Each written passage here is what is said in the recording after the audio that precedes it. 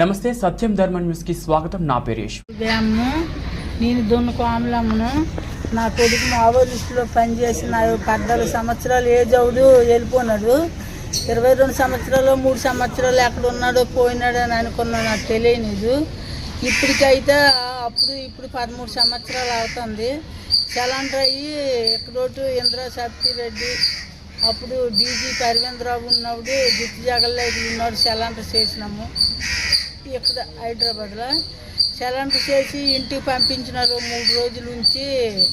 అప్పుడు గుర్తు జగల్లోకి ఎమ్మెల్యే అయింది కాబట్టి డిఎస్పీ రమ్మంటాను పంపించి అప్పానని పంపించాను.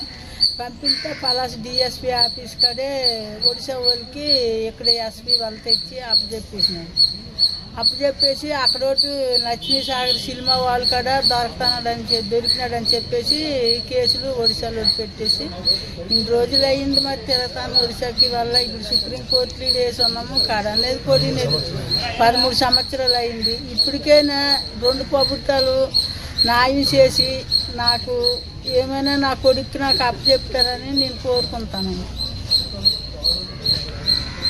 ఆ రోజు ఆయన 2011 మేలో స్వచ్ఛందంగా సరెండర్ అయ్యారు.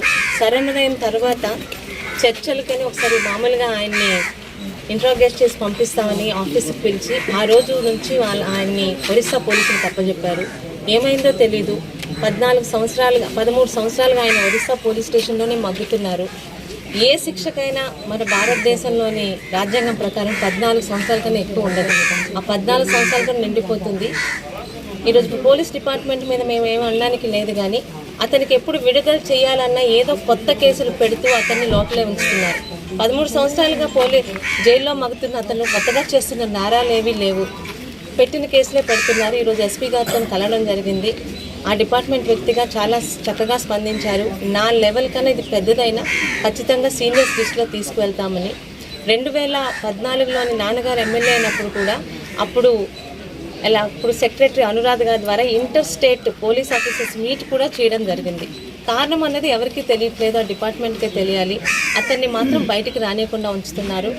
14 సంవత్సరాలు నిండుతుంది. ఒక్కసారి మన ఎస్పీ గారి ద్వారా మళ్ళీ సీనియర్స్కి అది చెప్పగలిగితే అతను బయటకు వస్తారని నాకు ఆశతో ఆ తల్లికి హెల్ప్ చేయాలని మేము వచ్చాము.